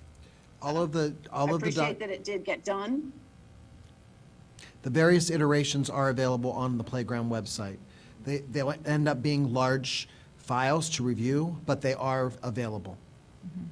Okay, And I'll we, go check again, thank you. and we did have, prior to the second steering committee meeting, there was a large packet that was sent out to the board of what was being presented to the steering committee at that time. Any other questions regarding the master planning process? Okay, all right. Randy, did you want to move on to the next part of this? Yeah, we can move on then. So the draft contract that was provided, as we, not only internally, but collectively with the team, spent more time reviewing and refining and looking at what's best for us as a district. We just found some need for further conversation before you approve that. Editing at the table tonight is not an appropriate action to take. The largest thing that I'd like to talk with you about as an option is something that we've talked about probably for the last 3 weeks, and that is, does the contract remain open-ended until we're done, or we say we're done, or do we do this initial contract for just 3 playgrounds that we know are our highest priorities, and then we regroup and say, okay, this worked well, but there, and the reason we say that is because since we have no determination of the scope of what we're looking at collectively as a district, let alone on each playground, that's why we've gone to the fee structure of a percentage with meetings and reimbursables. If we had more of an understanding from the board and the district that could be passed on to the architect and design firm regarding the scope of the playgrounds, we may be able to come up with a more refined number. And so that is I wanted to just share that with you because just as, an hour and a half ago, we had that conversation yet again. And since we, are not set on this being a final document, we wanted to throw that out there. We can, I've kind of tried to throw out some very gingerly pros and cons of each side. Personally, I don't want the community to think that we've gone through this master plan process and we're only prioritizing 3 playgrounds and by setting one contract. But on the other hand, I think that we will learn a lot in the next weeks to let alone a year or so till we get the playground in and these playgrounds in and understand them better and take more time to be thoughtful at preparing for the next round of playgrounds as well. So I think that it could go either way, but I think Chris or the rest of the team, do you have any other comments or to go along with that? I know I'm putting you kind of on the spot, but we've talked about it several times. I think that, and we're willing to work in either direction as well. I think both, like Randy said, have their pros and cons. Using the open contract method, there's still a step that needs to take place before each sub-project takes place, and that is sort of setting goals for whatever that subcontract is. So there'll be another opportunity for approval of what a subcontract may entail. In other words, if there are 3 schools that are implemented this summer, there would be some kind of write-up that talks about what is happening for those 3 schools prior to that approval. That's all I have to add right now. Thanks. So that would be something that might come back on our next agenda. Well, Might make sense to discuss a little in the committee meeting. we could talk about it in Along committee. then. However, if we really should get an approval at the next board meeting on the 17th. So if there's any questions now, I'd like to really leave with a preference tonight. But I think that just even getting that conversation out there. I have a question. Okay, Lori? Are there any, what are the negatives of either option? I mean, is there, I think the contract for just 3 sites. Yeah. The biggest negative that I see is the community interpretation. perceiving that Correct. we only care about these 3? Correct. And that's, I think the advantage of doing a contract for just 3, though, is that it allows us to really understand each other and gain some more understanding. And that way, when we go to do the additional ones, we have more of a scope in mind, and then we can be a little bit more precise with our cost estimating and understanding of what the true costs, not only from their perspective, their costs of, to provide to us, but also what we can expect to pay, rather than just a flat percentage. And even understanding more the meeting requirements and that type of thing. right. Am I interpreting this correctly, that the fee structure, it might end up costing us potentially more per playground to do these individually, take these 3 and do individually versus going with a contract that's for, I'm not meaning to say that, okay. no. I would say maybe from a construction standpoint, but that, again, would be we'd ask a contractor to take a look at that and what it means for mobilization on their part. Again, a start and restart, mobilization costs, things Right. like that. But Okay. being at separate sites, we'd really have to ask them to give us a better understanding of what that means, see if there's any cost savings there. We don't know anything about doing multiple sites at multiple times, do we? I mean, yeah, the feasibility of doing more, we're going to learn a lot between now and the next year, too. So, I mean, this type of a contract it's not like we're doing a full school project. So, we can easily come back to another iteration. I don't think we should try to bite off more than we can chew right now. We have too much going on to try to think beyond these 3 at this time. Scott? So, Randy, I want to make sure that, I either ask questions or hold them to committee or whatever it might be. So you're looking this evening for a sense from the board for whether we have a preference for a 3-site contract or an open-ended contract that presumed obviously, we'll start with those same 3 sites. Aside from that, are you also looking for other contract-related questions, comments, anything like that? Or do you want to hold that for the facilities and the finance committee meetings that will be forthcoming this week and next week? We typically don't, because we typically don't discuss a contract Okay. negotiation at the board Yep. table. Okay. Then I think that the committee structure would be more appropriate. However, in light of time is of the essence, if you have anything, please forward it so that Scott can be included in the conversations. Okay. Even prior to the first committee meeting this Thursday. Got it. So from my perspective on what you're looking for, I mean, based on the proposal, I know we're not talking about the potential contract, but there's termination clauses in the proposal. I don't see a burning reason one way or the other that either locks us into something longer than we would want to, or that places an undue burden on ambiguity, because Chris, as you said, we're gonna go through some mini subcontract conversation, whatever it is, on each project anyway. So, I honestly, I think it's 50-50. I really don't think that from the district perspective, it ends up having a meaningful difference. I would look, Randy and Ed, if you guys thought that one of them would get things done faster or slower, then that's how I would make my decision. Aside from that, it really seems like it's pretty much a coin flip. I would prefer the three-site. However, I'm very respectful of the fact that I don't want you all to be put into a position that the community misunderstands that the rest of the projects aren't going to be completed. And I think that's communication. So when you say an open-ended contract, are you saying, would that be something similar to, like, we have an open-ended contract with our district architect, so that when we need a project designed for us? Open-ended in this case, I think we mean is that we have a master plan, but we haven't determined the timeline and the scope for each of those projects yet. So it's more defined than with our district architect. Right, but it's out on that it's as much more- needed, so correct. we immobilize Right. when we're ready to do a project. Because the scope is not defined, that's why it's based on the percentage of cost instead of a more defined or a closer range to the project. I guess it might be helpful to have a better understanding of how the fee structure might look different in either version, to better make a determination which is the right way to go. We can talk about some drafts for Thursday. And it, Not that yeah. you're gonna be And there, but I don't to mean provide us for necessarily the Thursday. details, but just No, ju- a broad Yeah. summary.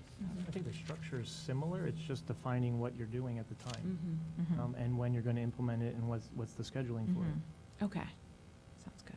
Amber? Yes, I have a Lori? question. Maybe it's a suggestion for how to help us think about this. I think it would help me make a decision about this to know how we plan to chug along with this. Like, if we get these 3 playgrounds done and then in a year, we're like, all right, let's do the next 3 as opposed to, 5 years down I think if we know that we want to push these out as efficiently as we possibly can, it makes more sense to have an open-ended contract and not to revisit and restart up a new contract for every time. If we intend to do this pretty, I don't want to say quickly because that sounds reckless, but I understand your point, Yeah. but this contract is not overwhelming it's not to create. complex. Yeah. Okay, all right. Well, if you And- feel better one way, then I respect that. And the other thing is, we're still not quite there with the capital planning, but the finance team has been working on that, and you're gonna get more bits and pieces of that in the next 2 committee And that meetings. helps a lot. I understand. I'm losing a lot of sleep. I'm sorry, Randy. I have a quick question, because we're trying to decide, just to repeat ourselves, that whether we can break out these first 3 playgrounds from the remainder and have a separate contract around the work of the designers around the first 3. So is it fair to say that the work we're going to discover through your work on these playgrounds will give us an indication of how much time it takes, what commitment it takes on your part, how much your time is, in a sense, in a manner of speaking, is worth? And from that, we can have some building blocks for deciding what future contracts should look like. So this is kind of a way for us to kind of, Correct. for the future projects. So this is a way for us to It's a simplistic compartmentalize way this to a bit. describe it, yes. Okay, all right. All right. David, any questions? That makes perfectly good sense. Laurel? Yeah, I've been trying to follow along. I think I've got most of it. It sounds like, if I'm correct, we're going to talk more about some details in the Finance Committee. Is that correct? We're going to start in facilities and grounds on Thursday. I'm sorry, that's what I meant. The one on Thursday. Yeah. The big thing that I saw in here that I had mentioned last time that I'm still concerned about is the piece of where the local community gets to weigh in on their playground, because last time it sounded like it was just an oversight, that the point of contact was still the task force. And I think the task force needs to be involved for the broad view and the long-term view. But for each of those 3 schools, whether we do a 3-school contract or an open-ended contract, I think it is important that at each school there be an opportunity for that school community to weigh in. And I understand that for these first 3 schools, that's going to mean the people who don't happen to have summer vacation plans right away, because we've got to get moving on it. And I think the community can understand that.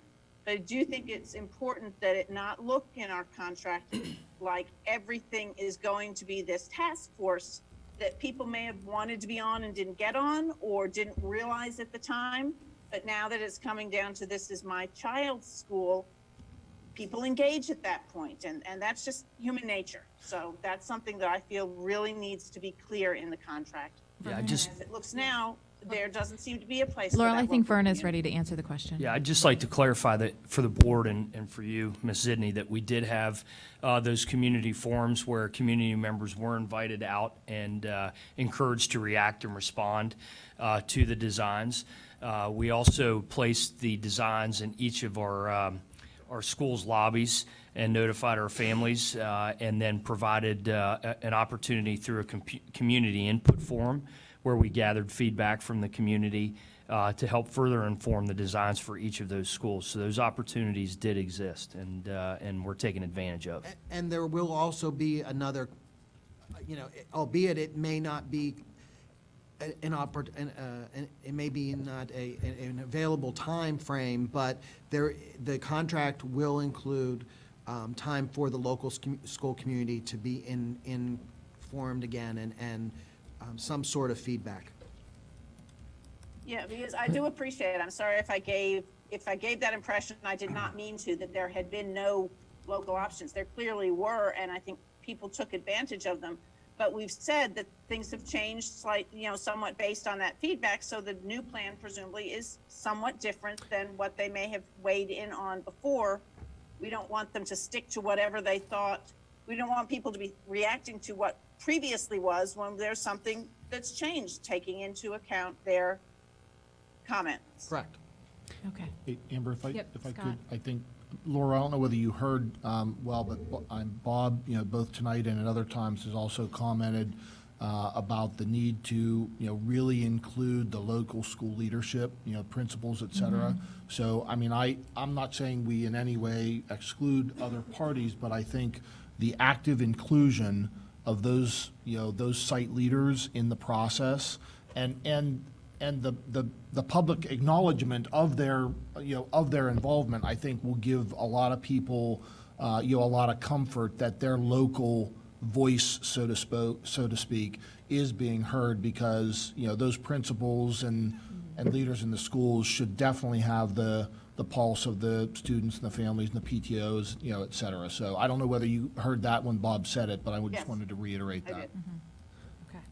Vern, weren't there PTO conversations late in the process as another iteration? Correct. Just wanted to make sure, because Correct. when we were talking with the Radio Park principal, he had a late iteration not too long ago that impacted this, not only with parents, but also with faculty and staff. So correct. those are more iterations that have already happened, and if we go back for another iteration, I don't know what it would do to the plan, let alone we would just postpone moving forward with these You're talking about three. Correct. Timetable where there's no playgrounds existing at those That would new be the schools. concern, yes. Okay. All right. Anything I else? just had one more thing. Okay, Laurel. We've called this a master planning process, and from what I recall of the previous district-wide master planning process, that resulted ultimately in first doing Ferguson Township and Mount Nittany, and the change with, and then the high school, and now these three. things did change over that time because any master planning process doesn't happen all in one time, but it grows based on what's happened before. So I'm less concerned about the idea that the other schools will feel that if we focus on these three, that means we're not acting on the others. I think we took that step when we decided to do a master plan as opposed to just focus on those three schools, and I think the community understands that. Okay. All right. Any further questions? So then we will be discussing this again at Facilities and Grounds. All right, thanks. I think we'll take a 5-minute break now, so.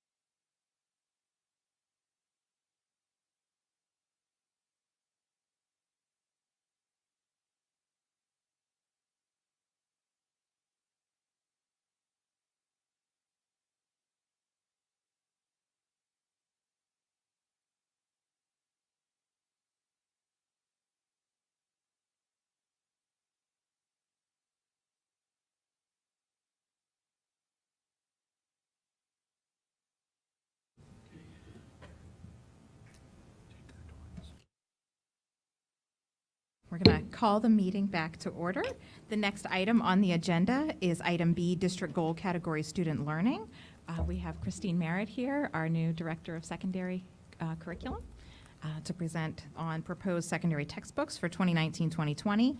This is shown in attachment 6B1. Thank you. We're proposing to purchase AP Statistics, AP Physics, mainly due to aging condition of the textbooks. We're looking for an Advanced World Religions textbook. That's a newer course, along with 3 CTC textbooks, all replacing old, outdated, and in poor condition textbooks. And we're also proposing the purchase of all of the IB textbooks for implementation of the new IB program in the fall of 2019. All textbooks will be on display in the curriculum office for public review for 30 days. And, Right here in this building. which is right here in this building, right?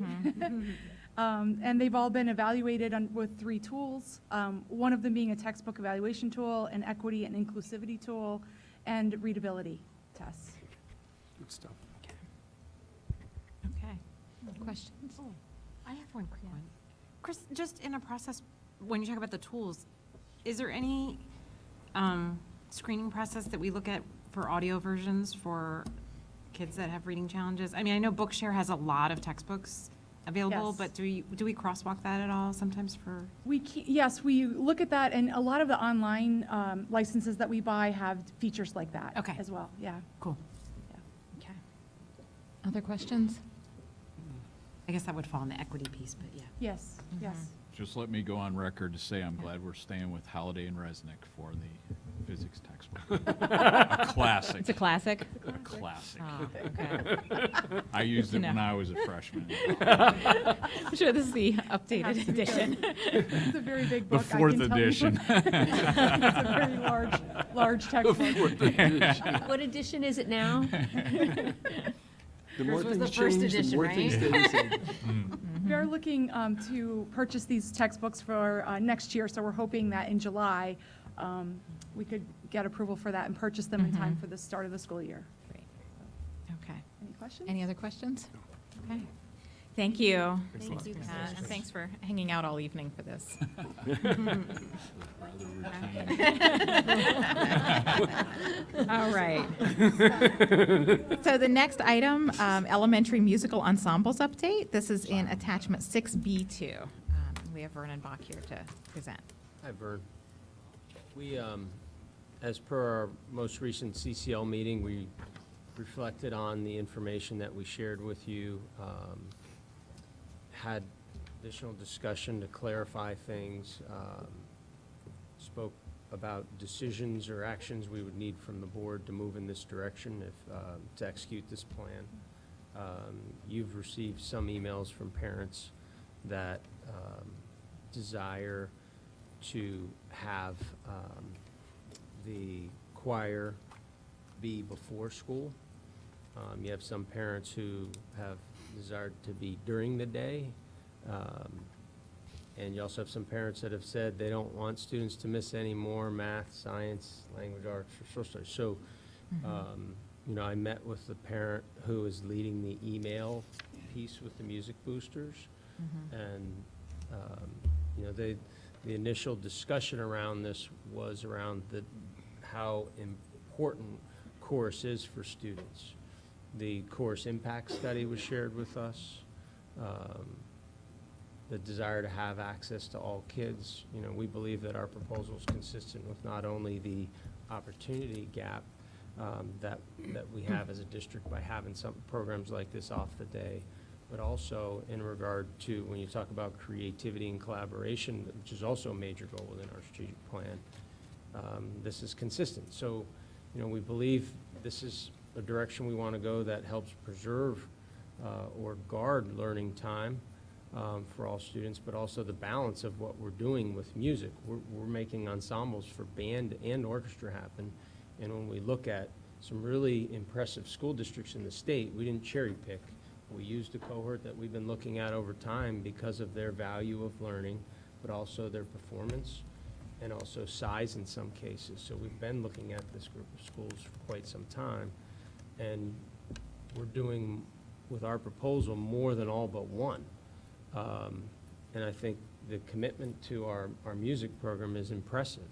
You know, with the instrumental position this year, we have 11 full-time elementary music staff.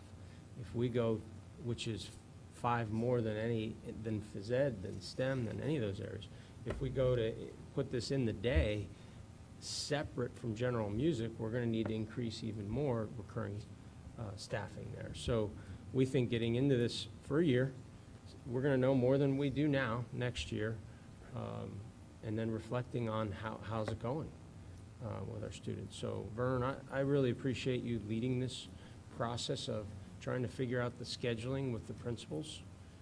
This still isn't going to be a simple change process, but we think it makes sense to do. So. I don't have anything to add. Okay. Questions, Scott? Yeah, I guess, a fundamental question, I guess kind of is twofold. One, my understanding is that some element, and maybe the most significant element of this, it relates to a scheduling change. And then there's some element that's a curricular change. Correct. So the scheduling change is not something that the board would typically approve, but the curricular change is. No. So, The scheduling piece, I was talking about all of the moving parts of elementary music. So this piece with chorus, by going with this plan, we're scheduling general music as always with our staff. So that isn't a change. The band and orchestra piece impacts scheduling of all 4th and 5th grade kids. So that was just so that. And this correct, to chorus your piece isn't a your change. question, it does not require board action, that piece. The piece that does require board action, and we would be seeking your action on, and you'll be hearing about this at our upcoming CCL, are the revisions to the general music curriculum, which would allow the choral standards to be brought into that. And that Okay. would require board action. So what about the element of the ensembles that when they're brought into the day, that will impact the non-ensemble kids? And is that considered a curricular change? We're not considering that a curricular change because we are not going to be providing new learning for students in science, social studies, reading, math, writing. We are going, and I've been working with all 4th and 5th grade teams of teachers across the district to generate ideas around what we would consider doing and want to implement for students who aren't part of the ensembles during that time. Have had some very creative ideas ranging from Genius Hour to a whole team of 4th and 5th grade teachers getting together to come up with some offerings and giving students choice to select offerings, to even some recess time during that time. So as a district, the reason I went out with our 4th and 5th grade teachers was to generate some of that feedback and then to develop some loose parameters around what that might look like across the district. So we don't see that as a curricular change because that's not impacting our reading, math, science, social studies, and writing. So, I think I've mentioned this before. My primary concern on this entire topic is that we don't create a gap by filling another. So, I'm 100% on board and agree with making sure that there's consistent access and that we fill the opportunity gap, real or perceived, relative to ensembles and music. But I just want to make sure that we don't create another one by having the kids that aren't participating in that in some lesser experience. So I think it'll be very important, not whether it's a board approval process or not, but from a communication standpoint, to make sure that folks are fully aware of, if this is the path that we're going, that this is how we're going to make sure that those kids that don't do an ensemble are, fully fulfilled in that same time period, and that it's not just we're taking time from them to give to others, because that's not fair either. So. Yeah, it is. We are definitely prioritizing time, because by putting band and orchestra into the school day, that is prioritizing that time over math, language arts, science, and social studies. So it does. You know, we tried to look at this with the whole experience of the students. If we would have gone forward with the course proposal from our faculty, which the faculty would prefer, and I put this in the memo, our general music faculty would prefer to have chorus as a separate standalone. And that would prioritize that time over what's happening with our regular classroom teachers. So that would increase that amount. But also, there's a staffing component that we've talked about too. So we haven't gone that far with what we've proposed to do. We believe that we've looked at pretty much middle ground on trying to get all 3 ensemble experiences, which a lot of students experience these, into the day. They're not all students haven't opted into all 3 ensembles in the past. However, we think we're going to see an increase, obviously, in the band and orchestra, no doubt, with the choral experience being in general music. With this plan, all students would have access to that. They wouldn't be required to do the full ensemble experience that would be beyond the classroom experience. So, And Scott, that sentiment was shared by the 4th and 5th grade teachers as well, making sure whatever we do provide is of quality to kids. Yeah. Lori? I'll just add that in CCL, one of the points that was brought up that I thought was really salient was that, you know, in extending the day, we've extended time for all of these other subjects as well. And so, you know, students will still be getting far more than they have had in the past in terms of instruction in these other courses. And this is only a half of a year, and it's not every single week that these are, you know. Sure. And so I think that in the long run, our commitment to music is clear, our commitment to equity is clear, and students are still going to be getting more extensive instruction in our core subjects. So I just wanted to bring that. I thought that was one of the most important points in the CCL committee meeting. Sure. Last week. What I shared in that meeting was, you know, by extending the day, we, in essence, added 44 minutes to our day. And times 5, that's 220 minutes a week. Right. We're taking away then 45 minutes from that, which still gives us a plus 175 minutes each week. That's if it occurred even all year. We're just talking about the second semester, so. and this does have an impact on our general music faculty. They have drafted curriculum for their update, and this does cause them to reduce curricular experiences to make, because they didn't plan for the choral experience to happen in class. Right. Okay. Other, I guess the only thing I would want to, that comes to mind to mention is that one of the things that I think the system is continuing to experience year by year is change, substantial layers of change for good reasons that we're introducing, from which we need to thank the staff for, in a sense, responding to professionally, including the music staff, and making a good faith effort to put these practices into place. Also, I think, along with that, I think, I know that Vern and I know that Bob and others you're alert to the change process as it takes place and are ready to make adjustments as needed, because from this you will learn what kinds of things might be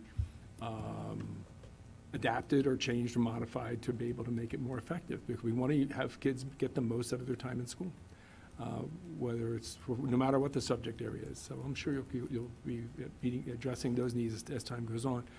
We'll make a decision now, but we'll look at it over the course of the year next year. Absolutely. David? Just thank you for the enormous effort that you and everyone has made in terms of making this happen. It's not an easy lift. So I'm just very appreciative. I think we've found the right space for now, and I'm sure we'll be willing to revisit it if necessary at some point in the future. So kudos to you and the rest of our professional staff for working this through. Laurel? Yeah, is this volume right for you, Yes. for hearing me? Yes. Yes. Yes? Okay, good. I caught most of what was said. I think I heard Bob talking about the cohorts, but I did not I couldn't catch all of that, and that was a question I had about the cohorts that were, the schools that were in the report that the community group gave to us.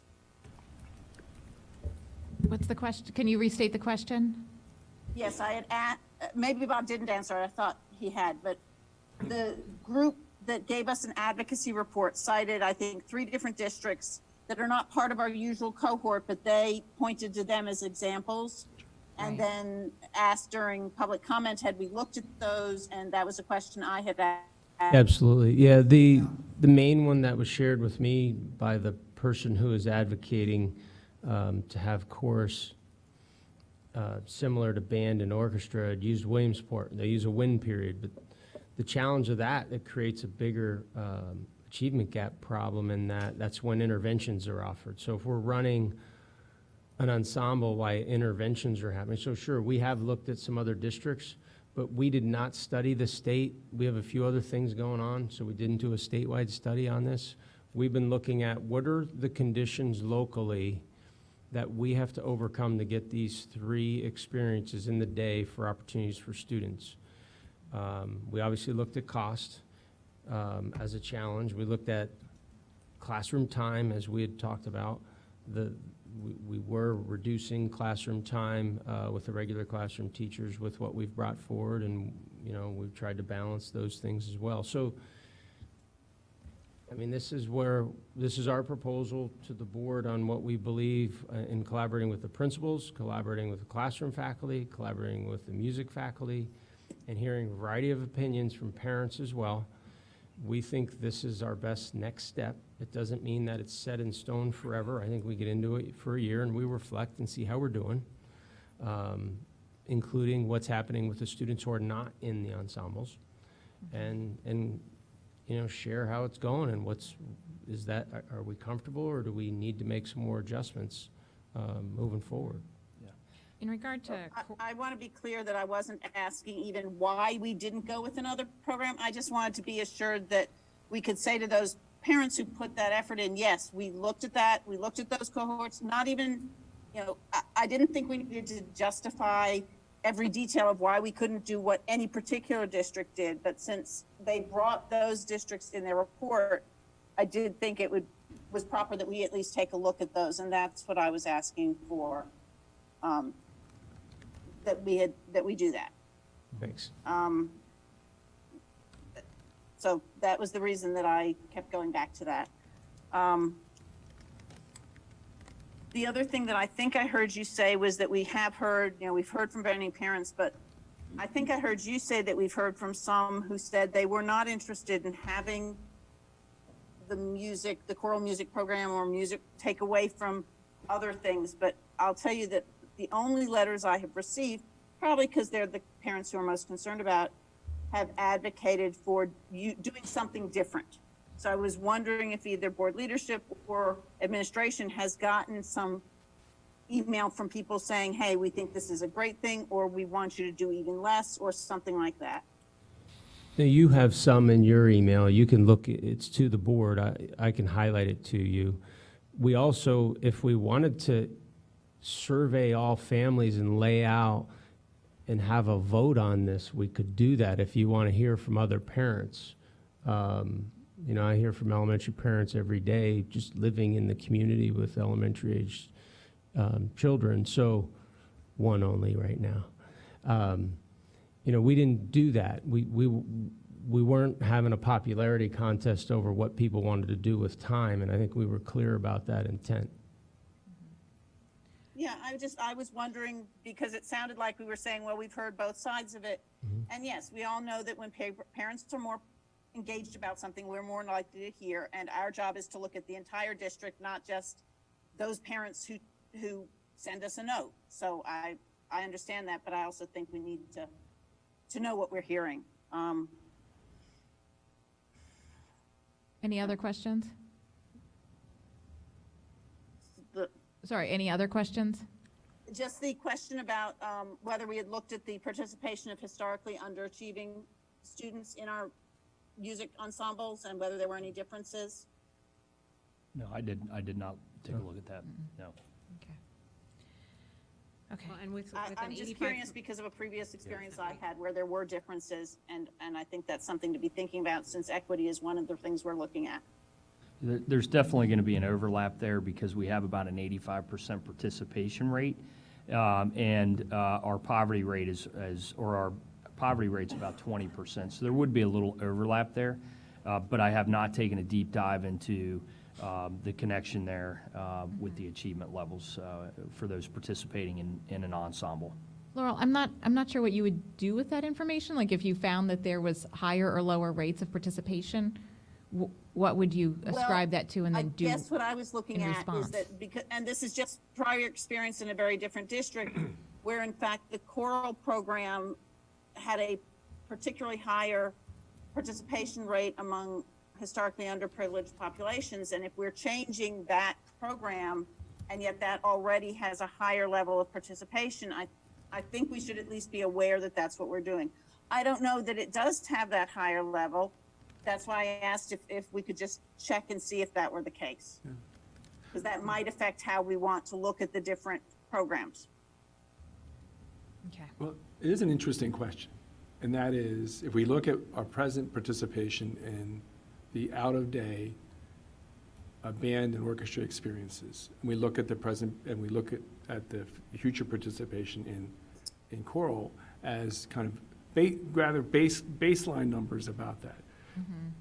To the extent that kids' interest in this might be increased if they see their peers not only going to instrumental lessons, but they're also performing during the school day for part of the day, would that increase interest, and should we be alert to that perhaps and provide, since we have instruments for as many students who are interested, be alert to that and provide opportunities for those kids to be made aware of that.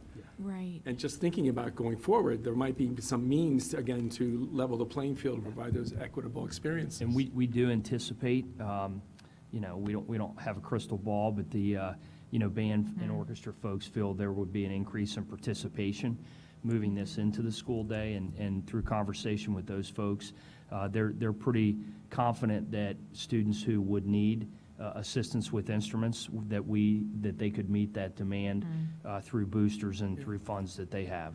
It'd be interesting to see if the numbers change, basically.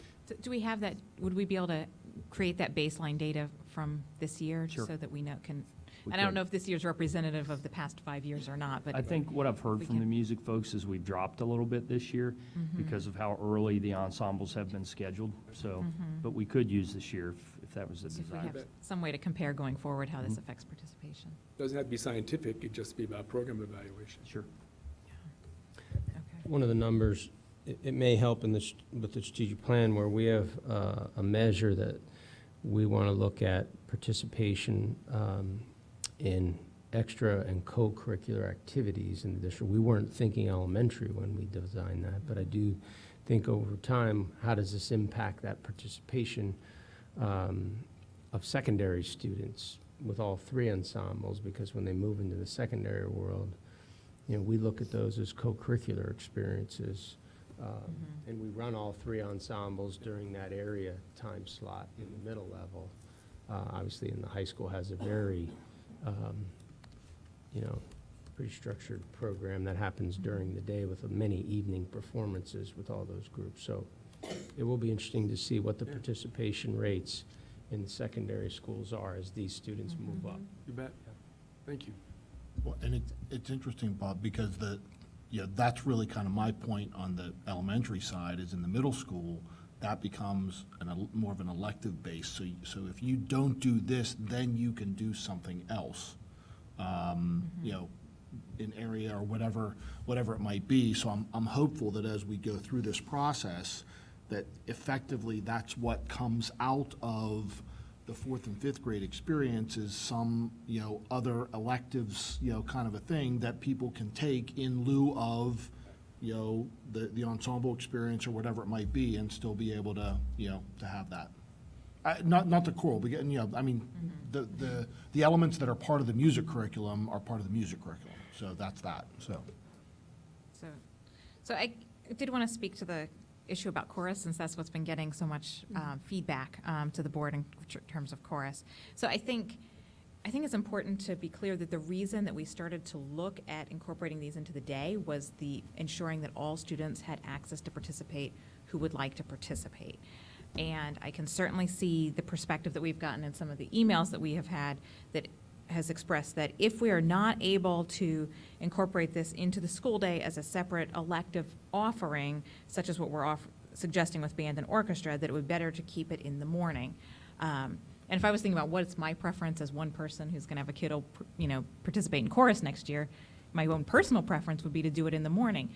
But that doesn't necessarily fulfill the reason that we started looking at this in the first place, which was access for all children to the experience. So I think it's understand that we're really trying to balance some competing goods here, and that there's no easy answer, because there's a kind of a push-pull in terms of what might seem to be the best for the choral program may not provide the access for all kids that we're trying to achieve. So it's not an easy decision there. Yeah. So. One of the ways, and, Amber, you're correct. There's, among all the issues that have come my way since I've been on the board for three and a half years now, this was among probably has had the highest email total in terms of concerns, expressions of concern from the community about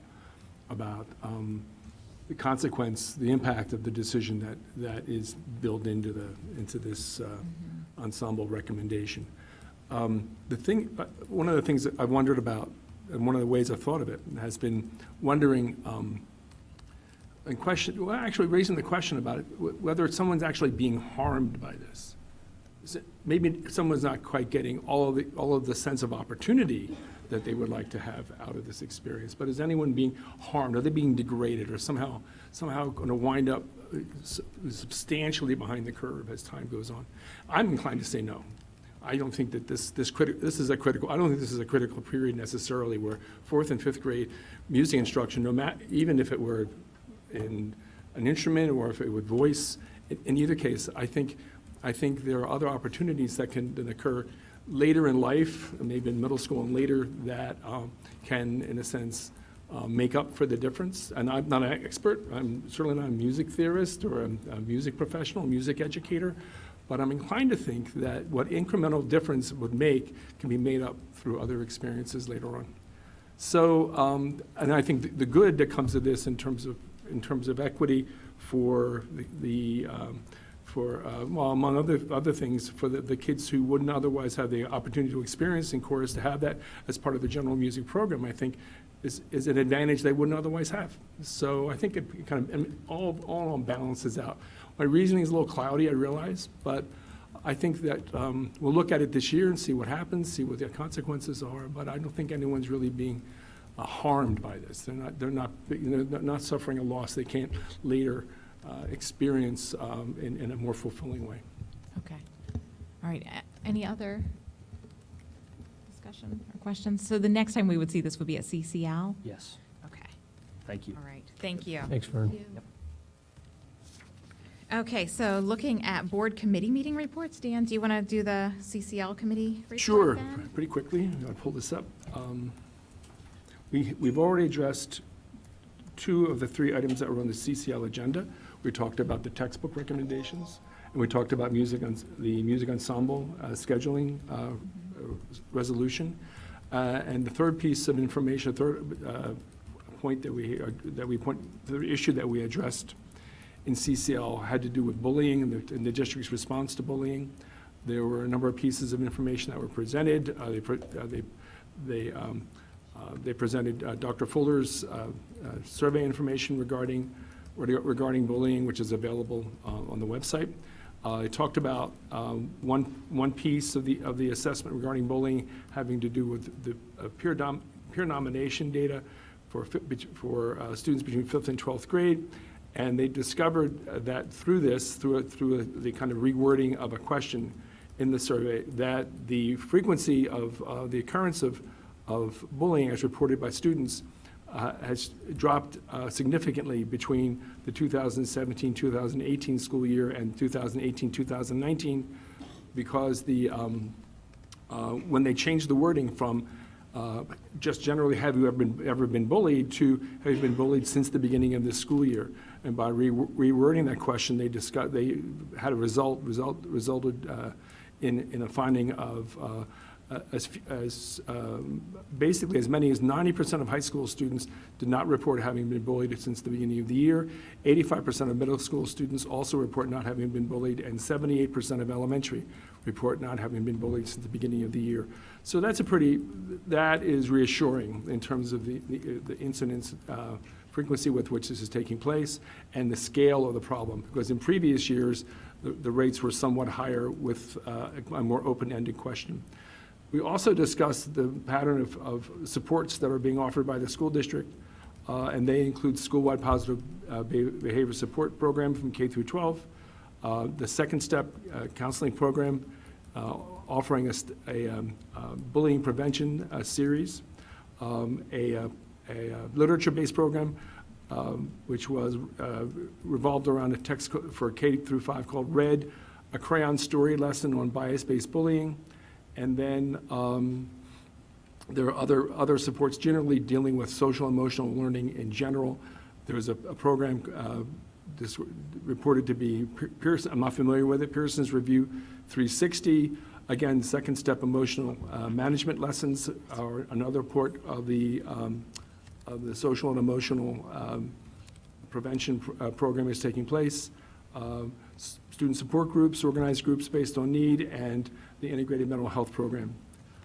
So that and several others are provided as support systems to kind of reduce the impact and the likelihood of bullying. All right, thank you. Okay, so looking at upcoming committee meetings, we have Facilities and Grounds on the 6th, Finance and Audit on the 13th, and you can see the rest that are scheduled out.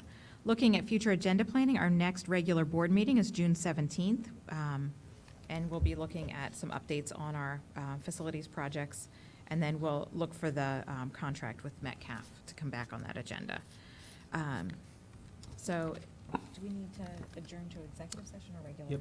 One legal item. Okay. So with that, I'll be looking for a motion to adjourn to executive session. So moved. Second? Okay, all in favor of adjourning? Aye? Aye. Okay, anyone opposed? Okay, we are adjourned to executive session.